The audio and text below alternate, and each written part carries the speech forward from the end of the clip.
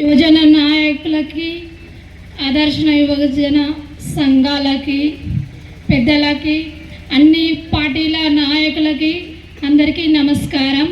మనం ప్రతి సంవత్సరం చాలా గొప్పగా చేసుకుంటాం అంబేద్కర్ జయంతి.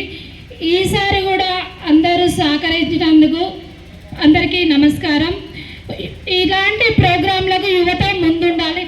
ఇక్కడ నీడలా చూస్తూ అది చూస్తూ కాకుండా ప్రతి ఒక్క పెద్దవాళ్ళు ఇక్కడ కూర్చున్నప్పుడు మీకేంటి ప్రాబ్లం రావాలి, ముందుకు వచ్చి ఇలాంటి మహనీయుల గురించి తెలుసుకోవాల బాధ్యత మనందరికీ ఉంది.